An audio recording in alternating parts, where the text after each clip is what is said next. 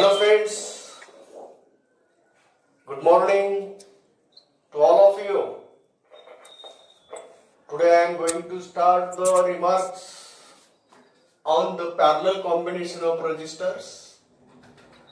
You know, when we connect the three resistors having resistances R1, R2, R3 in parallel combination, then its effective resistance is given by 1 upon Rp, where Rp is the effective resistance of the combination. And now, first remark is that as compared to the resistance R1, R2, R3,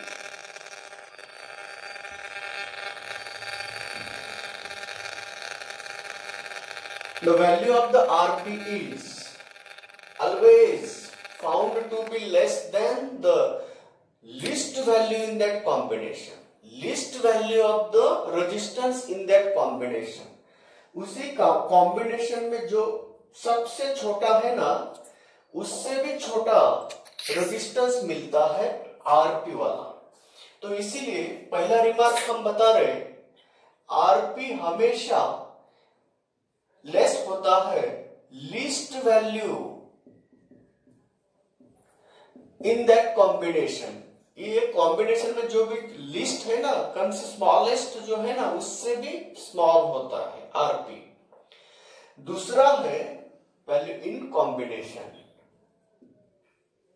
दूसरा है, देखो बच्चों, अगर हमने सिर्फ दो register का अगर पैरेलल कॉम्बिनेशन पाया, हमारे पास सिर्फ दो रेजिस्टेंस है और उनका पैरेलल कॉम्बिनेशन हो, तो हम शॉर्टली उसको ये ऐसा लिखकर सॉल्व नहीं कर सकते.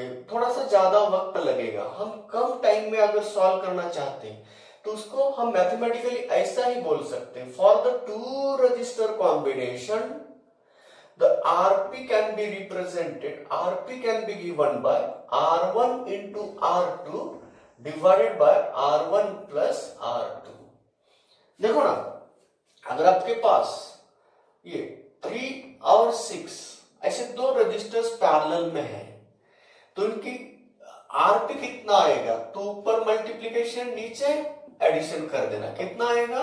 18 डिवाइडेड बाय 9 बोले तो 2 ओहम आ जाता है. ऐसे इसी तरह कभी भी आपको अगर दो रेजिस्टेंस दिया है और वह पैरेलल कॉम्बिनेशन में हो, तब उनका Rp कैसे निकाला जाता है? Quickly, fast. तो ऊपर प्रोडक्ट करना, नीचे एडिशन कर देना. तो कोई भी वैल्यू रहा तो शॉर्टली हम उसका आंसर पा सकते हैं. नहीं तो 1/3 प्लस 1/6 ऐसा सॉल्व करने के बाद मिस्टेक हो सकती है. लास्ट में हम उसका रेसिप्रोकल लेना भूल सकते हैं. तो इसीलिए ये मिस्टेक ना हो जाइए, तो होना नहीं, इसीलिए हमने उसको ये शॉर्ट में और एक दो के लिए ही फॉर्मूला है. कोई भी दो रजिस्टर अगर आपको पैरेलल में कनेक्ट करने किया हो और उसका Rp निकालने को बोला हो, तो हम उसको इस फॉर्मूले से क्विकली निकाल सकते हैं. तीसरा रिमार्क हम बोलने जा रहे हैं, अगर हमारे पास n number of resistors having different values हो, जनरलाइज कर रहे हैं हम इस फॉर्मूले को. अगर हमारे पास ऐसे n नंबर ऑफ रजिस्टर्स हो और उसको हमने पैरेलल में कनेक्ट किया हो, तो जनरलाइज करके हम क्या करेंगे? 1/Rp equal to 1/R1 plus 1/R2 plus ऐसा प्लस कंटिन्यू करेंगे. कहां तक? 1/Rn तक. तो ये रहा तीसरा रिमार्क हमारा. और फोर्थ रिमार्क ऐसा बनता है कि अगर हमने n number of resistors each of value R, सभी रेजिस्टेंस का वैल्यू अगर R1 equal to R2 equal to R3 सबकी वैल्यू अगर n हो, तो ऐसे n नंबर ऑफ रेजिस्टर्स अगर हमने सबकी वैल्यू अगर R हो, तो ऐसे कितने रेजिस्टर्स हमने पैरेलल कनेक्ट किया है? n number of resistors parallel connect किए हो, तो Rp का वैल्यू कितना आएगा? तो R डिवाइडेड बाय n आएगा. कैसे? देखो, अगर हमने ऐसे तीन रजिस्टर्स को सबकी वैल्यू R है, इनकी वैल्यू R है, इनकी वैल्यू R है। तो ऐसे तीन रजिस्टर्स को अगर हमने पैरेलल में कनेक्ट किया होता तो बताइए इसकी वैल्यू कितनी आएगी। सबका डिनोमिनेटर सेम है R, तो न्यूमरेटर को हम ऐड करते हैं 3 डिवाइडेड बाय R। तो फिर से उसका रेसिप्रोकल ले लो, तो Rp कितना आया, तो Rp आया है R डिवाइडेड बाय 3। तो जिस तरह हमने तीन इक्वल वैल्यू के रेजिस्टेंस लिए थे, तो जितने भी वैल्यू उनकी है उसको 3 से डिवाइड किए थे।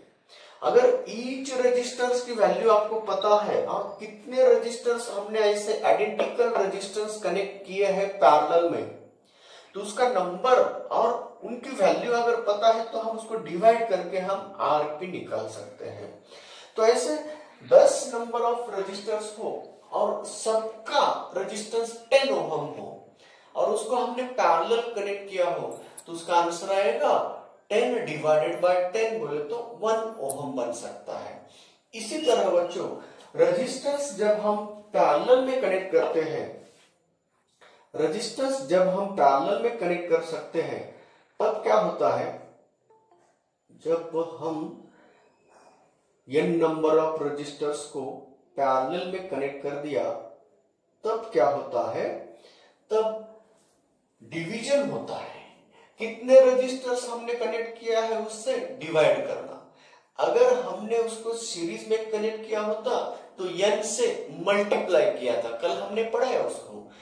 अब ये रहा जनरल बोले तो n number of identical resistors parallel में कनेक्ट किए, तो इससे हम उसको निकाल सकते हैं। बच्चों ये 4-5 रिमार्क होने के बाद हम अब जा रहे हैं कि कोई अगर आपके सामने ये फर्स्ट लेवल कैसे बनाता है, सेकंड लेवल कैसे बनाता है, ऐसा अगर प्रॉब्लम पूछा तो पैरेलल कॉम्बिनेशन का फर्स्ट लेवल और सेकंड लेवल कैसे होते हैं। देखिए बच्चों, अगर आपको डायरेक्टली रेजिस्टेंस की वैल्यू दी हो और इक्विवेलेंट रेजिस्टेंस निकालने को बोला हो तो हम क्या करेंगे, 3 रेजिस्टर्स मानेंगे हम। कैसे, 20 ओहम वाला एक है, 10 ओहम वाला दूसरा है और 40 ओहम वाला एक तीसरा रेजिस्टर्स है। ऐसे 3 रेजिस्टर्स हमने क्या किया, कनेक्ट किया। कैसे, पैरेलल में।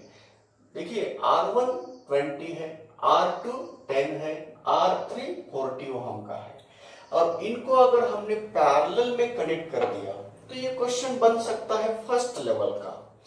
तो if 3 resistors having the resistances 20 ohm, 10 ohm, 40 ohm respectively are connected in parallel with the battery of potential difference कितना 40 volt 40 वोल्ट पोटेंशियल डिफरेंस, या कम करेंगे हम 12 वोल्ट पोटेंशियल डिफरेंस वाले बैटरी के अक्रॉस में इन तीनों को पैरेलल में कनेक्ट कर दिया, ऐसा बोला जाता है। और आपको पूछा जाता है नंबर 1 फर्स्ट लेवल का नंबर 1 क्वेश्चन बनता है, find the effective resistance, equivalent resistance find out करिए।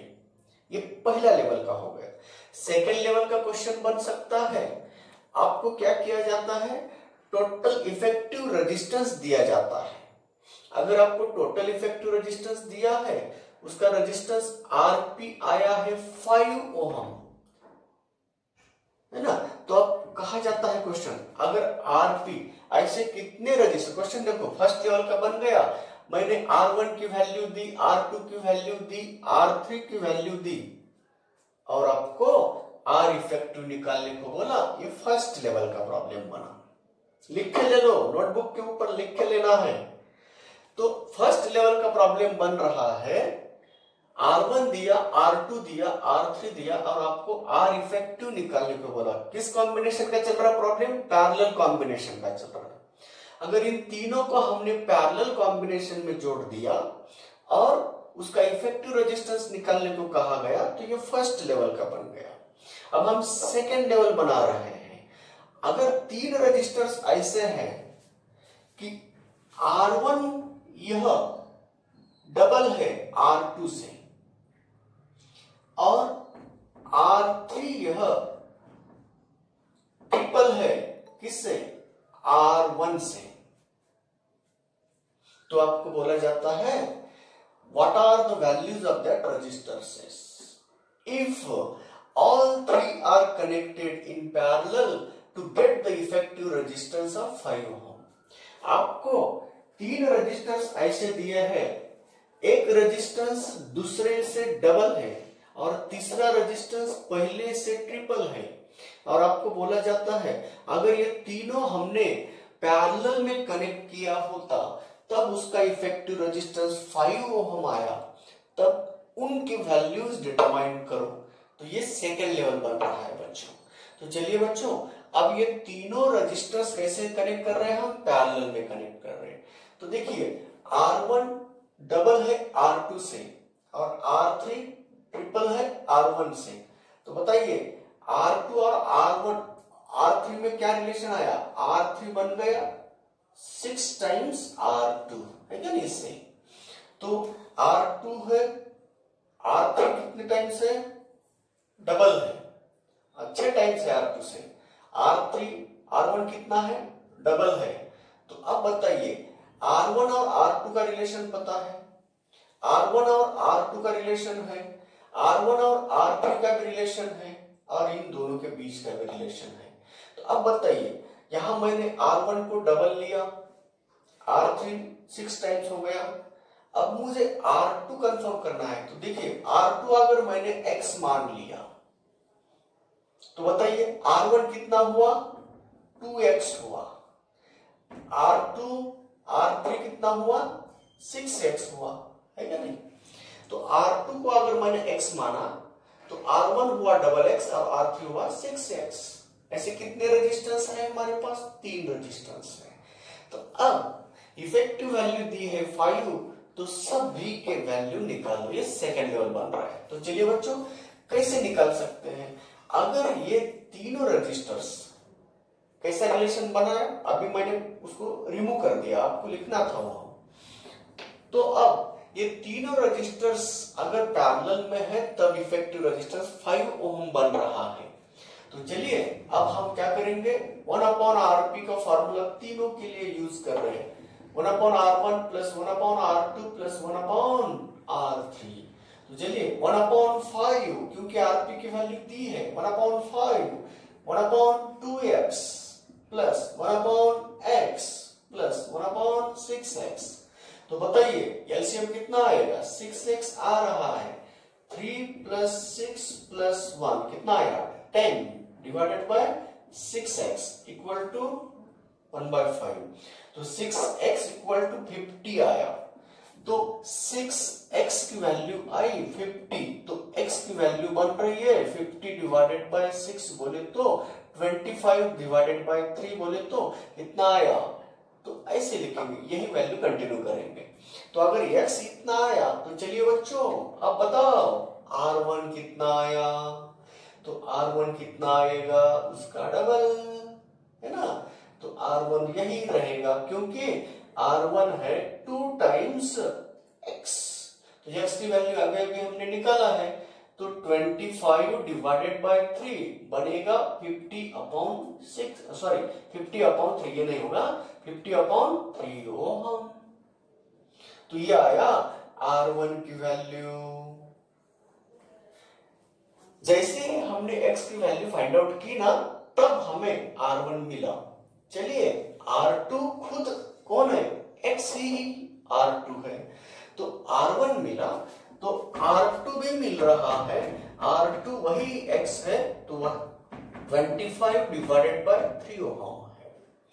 उसी x की वैल्यू R3 के फार्मूले में रखे 6 टाइम्स, तो R3 बन रहा है 6 टाइम्स x की वैल्यू अभी निकाली हुई है, तो 3 2 6 होता है 50 ओम। तो चलिए बच्चों आपको सेकेंड लेवल का भी प्रॉब्लम हमने आपके सामने पैरेलल कॉम्बिनेशन के ऊपर ऐसे आ सकता है।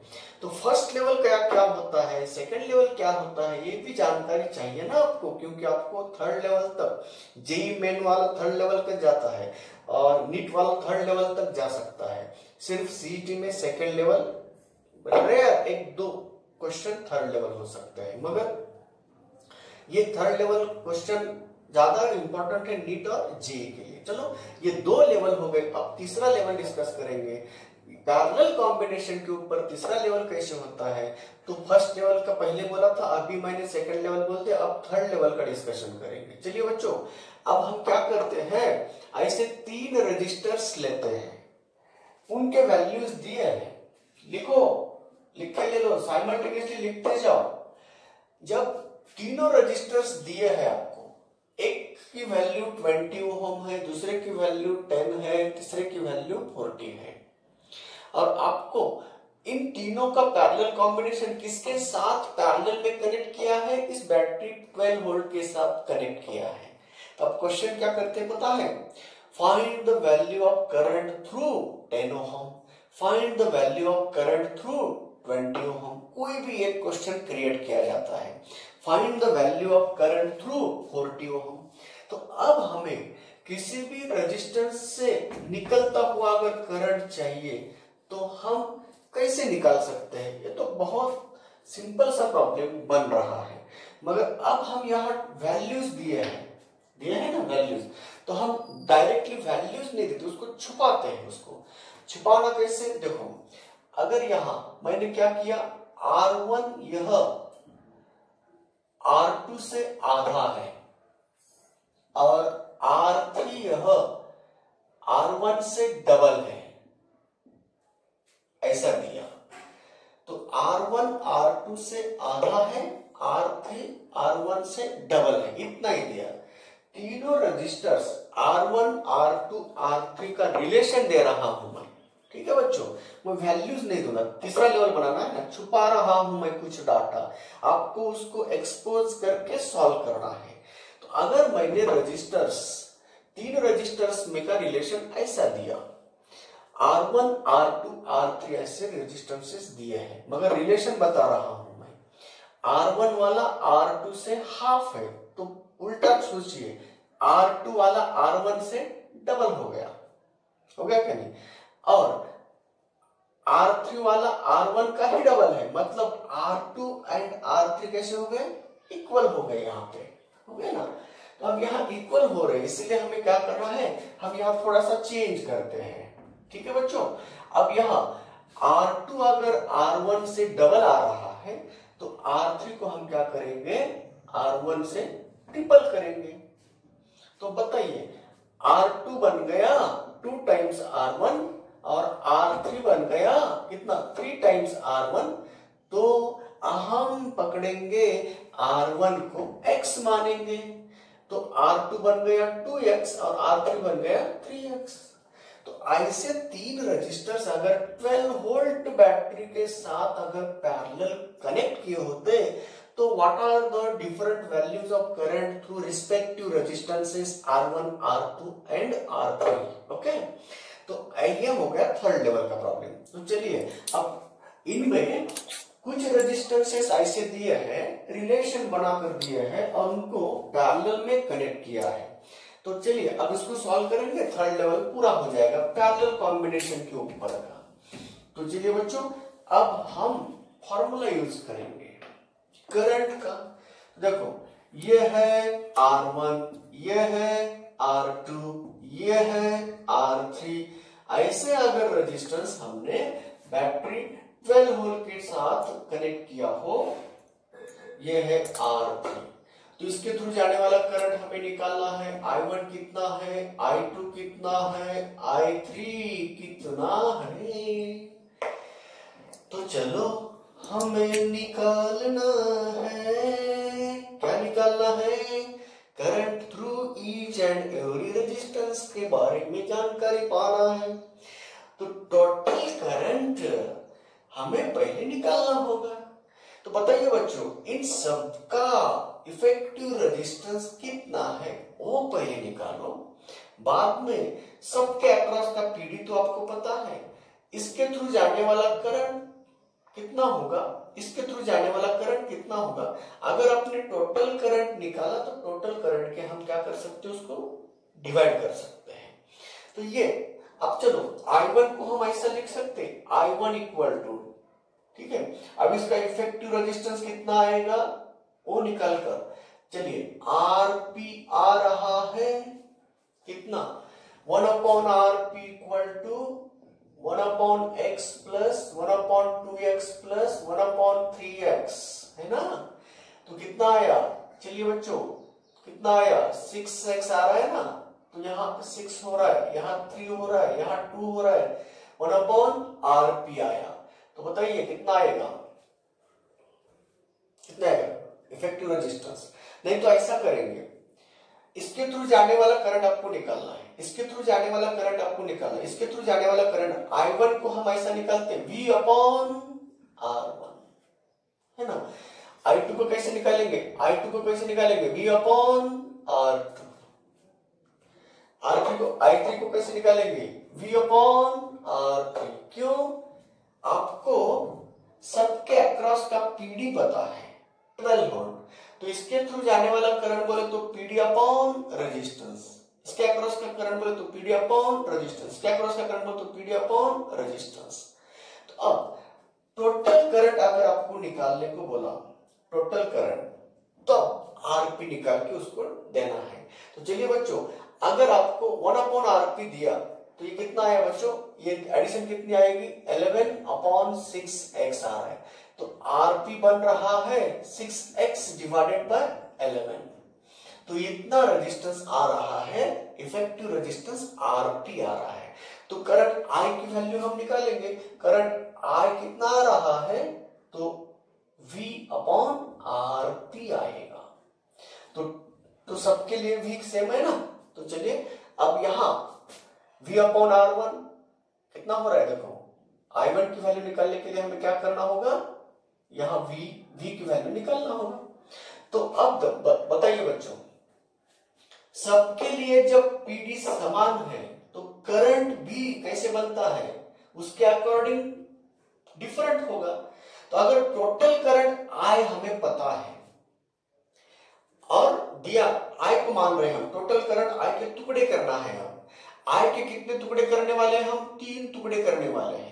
किसके अकॉर्डिंग करेंगे, हम रेजिस्टेंस के अकॉर्डिंग कर रहे हैं। तो चलिए बच्चों, जैसे हमने सीरीज में उसको डिवाइड किया था, किसको, टोटल पोटेंशियल डिफरेंस को, किसके अकॉर्डिंग, रेजिस्टेंस के अकॉर्डिंग, उसी तरह यहाँ पे भी हम किसको डिवाइड कर रहे हैं, करंट को डिवाइड कर रहे हैं। ये टोटल करंट आया हुआ है, तो उसको अगर डिवाइड करना है, ये 12 है ना, इसकी सबके यहाँ 12 है, 12 अपॉन आरपी। ओके, अब इसको कैसे टुकड़े, 3 टुकड़े करना है, तो कैसे करेंगे, तो बता है आपको, अगर ओहम्स लॉ अगर याद है, V अपॉन R होता है, सबके लिए अगर V सेम है, कांस्टेंट है, तो current inversely proportional to R होता है। चलिए, अगर इनवर्सली प्रोपोर्शनल टू R है, इसका मतलब, चलो बच्चों, R1 से R2 कैसा है, तो R1 से डबल है R2, है क्या नहीं, तो मतलब ये अगर डबल हो तो ये हाफ होता है क्या, क्योंकि इनवर्स रिलेशन है ना इसमें, जिनका रेजिस्टेंस बड़ा उसका उसमें से जाने वाला करंट कम होता है। अब बताओ R1 से R2 बड़ा है क्या छोटा है, डबल है ना, तो इसका मतलब I1 ये आधा रहेगा, किससे, I1, I2 ये बड़ा है ना, डबल है ना, तो इसको क्या करेंगे, इसके साथ कंपेयर करें तो क्या होगा, I2 हाफ होगा I1 से। चलो रिलेशन बता रहा हूं मैं, as R2 is double the R1, अगर R2 इससे डबल है तो I2 आधा हुआ किसका, I1 से, तो इसका मतलब I1 डबल हुआ किससे, I2 से, तो I1 डबल है I2, हो गया। अब चलो R3 और R1 का रिलेशन देखो, R3 बड़ा है R1 से, है क्या नहीं, R3 R1 से बड़ा है, कितने टाइम्स बड़ा है, 3 गुना बड़ा है। तो अब बताइए ये करंट भी 1/3 हो गया क्या नहीं, तो इसका मतलब ये I3 जो है ना, I3 इसका 1/3 हो गया, मतलब I1 equal to 3 times I3 हुआ, है ना। तो ये I3 से 3 गुना ज्यादा है, ये I2 से 2 गुना ज्यादा है। तो अब अगर इसको मैंने I1 मान लिया तो ये क्या हो गया, I2 कितना हो गया, I1 कितना, I2 से डबल है, I1 ट्रिपल है। अब चलो टोटल करंट I की वैल्यू हम लिखेंगे I1 plus I2 plus I3। तो बताइए बच्चों, ये हुआ I1 प्लस ये होगा I1/2। क्यों? अगर I1 डबल है तो I2 कितना हो गया, हाफ हो गया, प्लस ये कितना होगा I1/3। तो सॉल्व करो, ये कितना आया 6, ये कितना आया 6 प्लस 3 प्लस 2 इंटू कौन आया I1। तो बताइए ये कितना है 11/6 I1 आया, कौन I। तो बताइए I1 कितना आया, तो आंसर मिल रहा है। I1 कितना आया, तो I1 आया है कितना 6/11 I2 कितना आएगा, तो चलिए कितना टाइम्स है I2, यहां आइए। I1 अगर 6 टाइम्स 11 I है तो I2 से आधा, तो कितना होगा 6/22 I कौन है, टोटल करंट है। अब उसी तरह I3 कितना आएगा, I3 मिल गया है कितना, उससे 1/3 बोले तो 6/33 एम्पियर। उसको हम 3/11 एम्पियर बोल सकते, क्योंकि 2 से डिवाइड करो, इसको कैसा बोलेंगे हम 2/11 एम्पियर। तो ये सॉरी I तो ये आए current through first, current through second, current through third. बच्चों ये थर्ड लेवल बोला जाता है। आपको क्या दिया जाएगा, आपको 3 रजिस्टर्स का रिलेशन दिया जाएगा। कैसा रिलेशन, देखो फिर से दोबारा बोलता हूं, ये R1 है R2 से आधा और R3 है R1 से 2.5। तो इससे हम एक रिलेशन बनाए।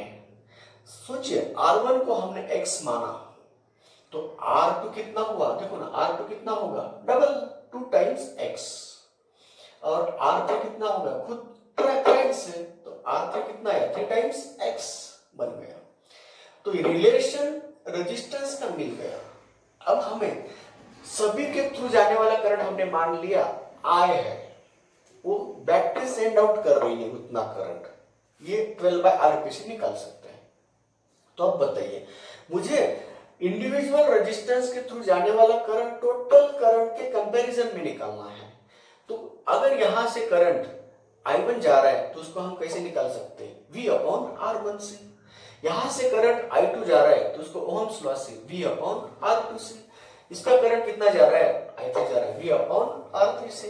तो अब बताइए ये तीनों करंट है, तीनों रेजिस्टर्स के थ्रू जा रहे हैं, मगर सब रेजिस्टेंस इक्वल ना होंगे, डिफरेंट रेजिस्टेंसेस है, इसलिए इनवर्स लॉ से उसका करंट भी डिफरेंट आएगा।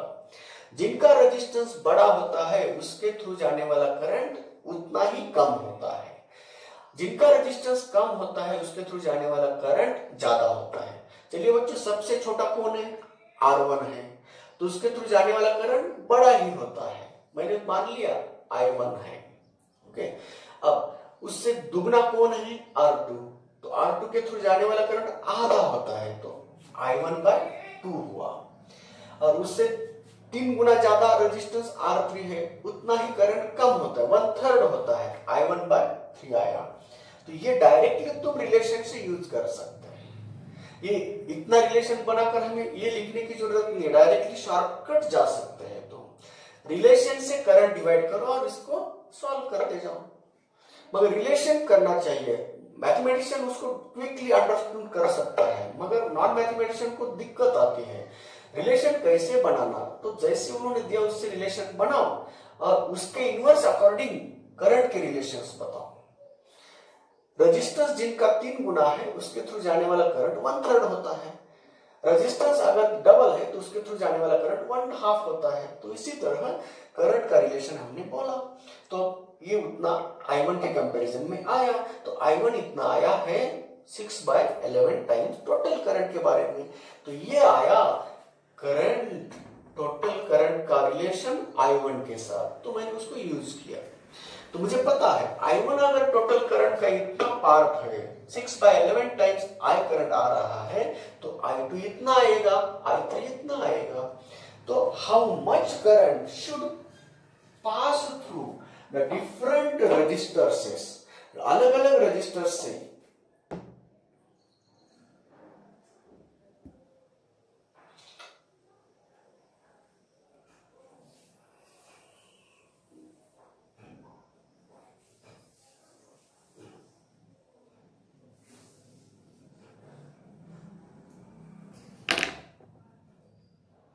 हेलो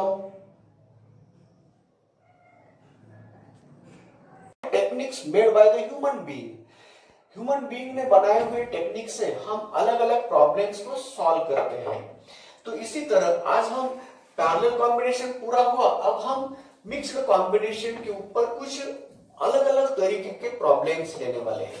पहला हम सिंपल प्रॉब्लम बनाता हूं, तो सिंपल प्रॉब्लम में हम क्या करेंगे, सीरीज एंड पैरेलल कॉम्बिनेशन का मिक्स्ड कॉम्बिनेशन के प्रॉब्लम्स लेंगे। Mixed combination of registers.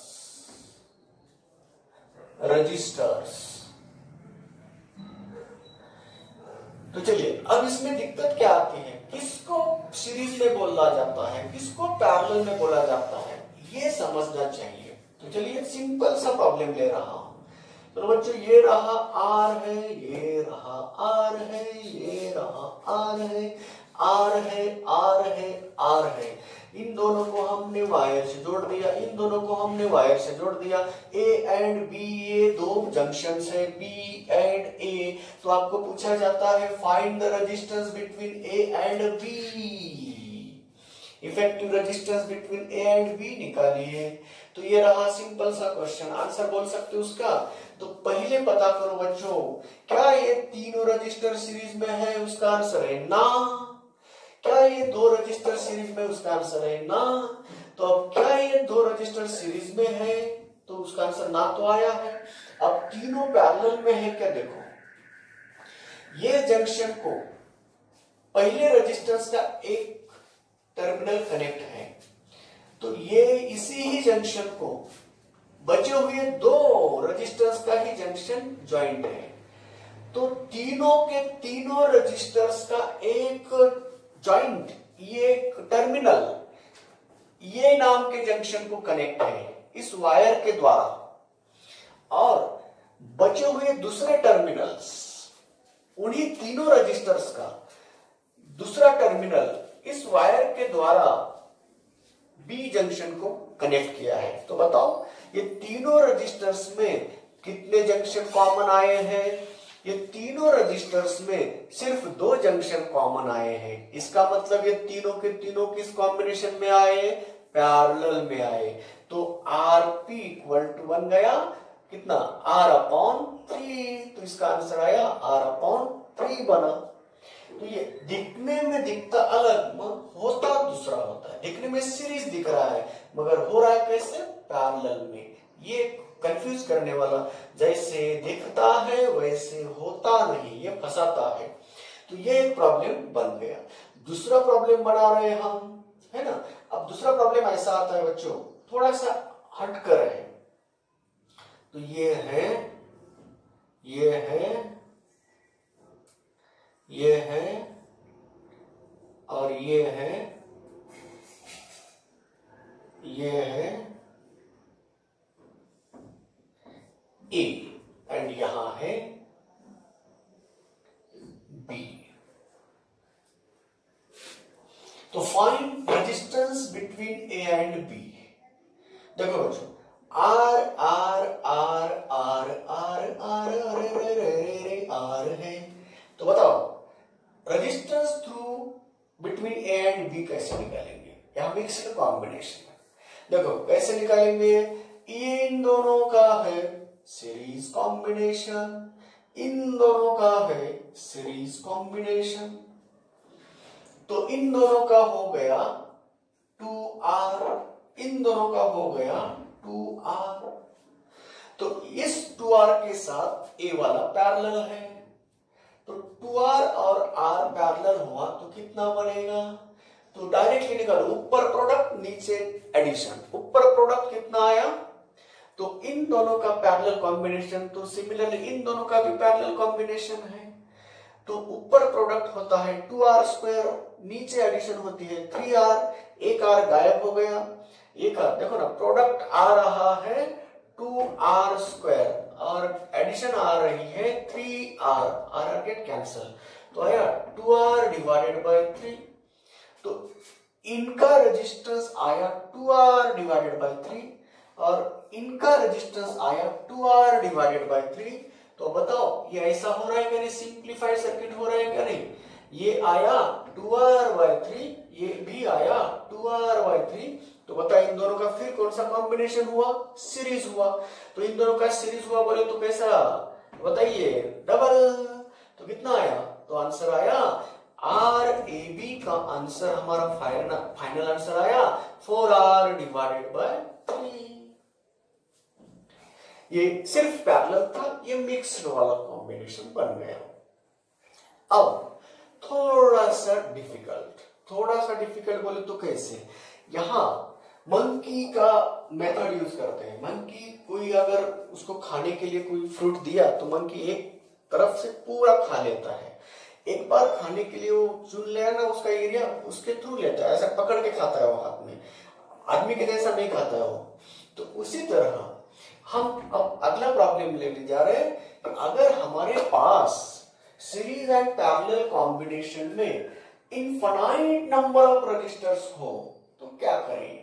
अब उससे पहले थोड़ा सा इजी, तो अब मैं नेक्स्ट प्रॉब्लम बना रहा हूं, तो चलिए ये दो प्रॉब्लम हो गए सर्किट मिक्सड कॉम्बिनेशन के ऊपर, साथ ही साथ लिखते जाओ ताकि हम ज्यादा से ज्यादा प्रॉब्लम डील कर सकते हैं।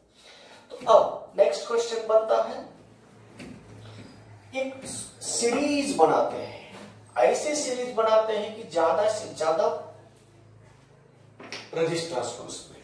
चलो नंबर 3 का प्रॉब्लम, चलिए resistance resistance resistance resistance resistance resistance resistance resistance, ये है R R है, R R है, R R है, resistance resistance resistance resistance resistance R है। अब रेजिस्टेंस की वैल्यू सोच कर बताना होगा। चलिए इसको अगर मैंने R लिया, R लिया, R लिया, तो इसको हम क्या करेंगे, ये बन गया 3R, 3R बनाना है, 3R।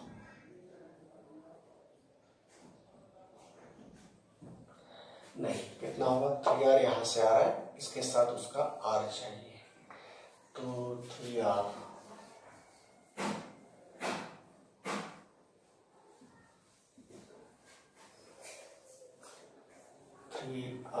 इंटू कितना चाहिए, नहीं उसको वैल्यू देते हैं हम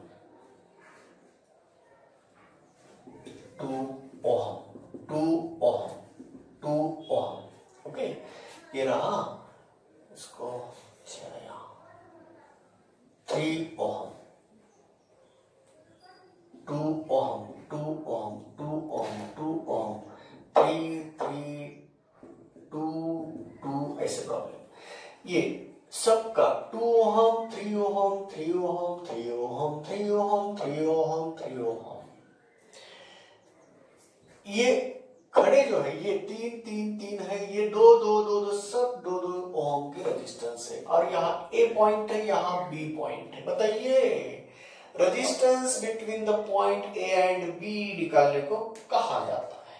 ये देखने में बहुत डिफिकल्ट लगता है, डर जाते हैं बच्चे के, अरे बाप रे कितना कॉम्प्लिकेटेड प्रॉब्लम दिया, कुछ भी नहीं, एक बार पकड़े ना छोड़ना नहीं उसको, मंकी जैसे एक बार खाने का तय किया उसको खाए बगैर छोड़ता नहीं है, तो हमारे जैसा ऐसा नहीं खाएगा वो, पकड़ना फिर पकड़ना आगे में, एक बार खाने को लगे ना उसको सॉल्व करते जाना है।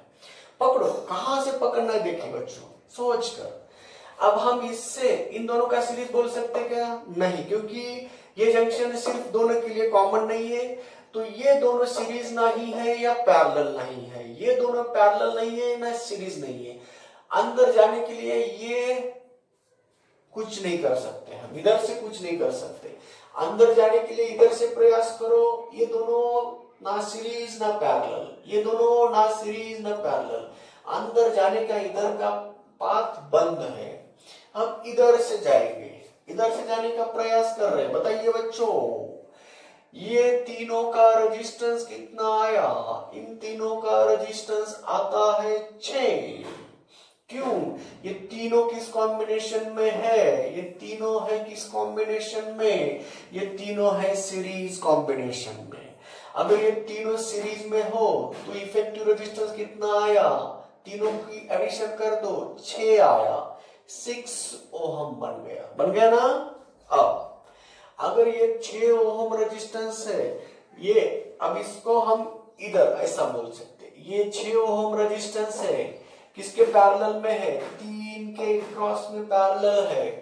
3 और 6 पैरेलल बना तो उसको सॉल्व करो, ऊपर प्रोडक्ट नीचे एडिशन, तो कितना होगा? आरपी बढ़ाओ, 3 और 6 का इफेक्टिव रेजिस्टेंस आरपी कितना आएगा? ऊपर प्रोडक्ट 18 आया, नीचे एडिशन 9 आया। ऊपर प्रोडक्ट 18 आया, नीचे कितना आया? नीचे 80 का 9 आया। अब बताओ कितना हुआ दोनों का? दोनों का हुआ 2, और फिर वह 2 और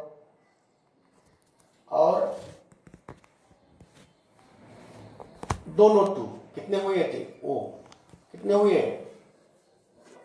कितने हुए?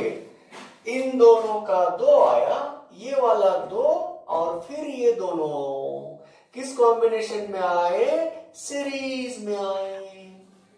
तो फिर 2 2 2 सीरीज है, 2 2 2 2 3 बार कितना हुआ? 6।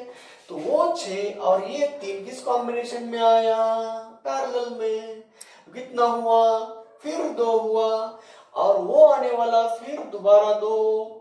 ये तीनों किस कॉम्बिनेशन में आए? सीरीज में आए। 2 2 2 6 हुए, और वो 6 और ये 3 किस कॉम्बिनेशन में आया? अगेन पैरेलल में आया।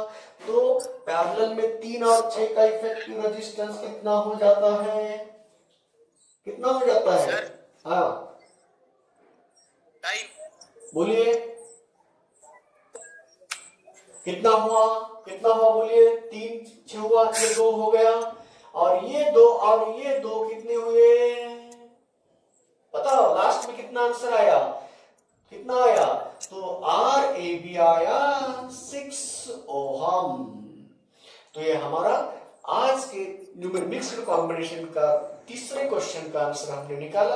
अब सिंपल लेवल से हम डिफिकल्ट लेवल पे जा रहे हैं, इसमें कोई हमें टेक्निक की जरूरत नहीं पड़ी। अब अगला जो क्वेश्चन होगा हमारा, उसमें हम टेक्निक जरूर यूज करेंगे, उस टेक्निक से प्रॉब्लम हम सॉल्व करना चाहते हैं। बच्चों आज हम पैरेलल कॉम्बिनेशन पढ़ाया, उसके ऊपर का फर्स्ट लेवल पढ़ाया, सेकंड लेवल पढ़ाया, थर्ड लेवल पढ़ाया, बाद में मिक्स्ड कॉम्बिनेशन की तरफ आए। मिक्स्ड कॉम्बिनेशन के सिंपल सा लेवल दिखता है अलग, होता है अलग, ये प्रॉब्लम लिया।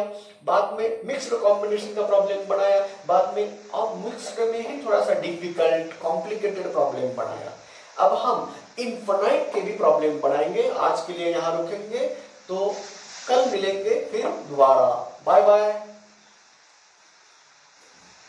Hello sir. हाँ पाटिल सर। हाँ।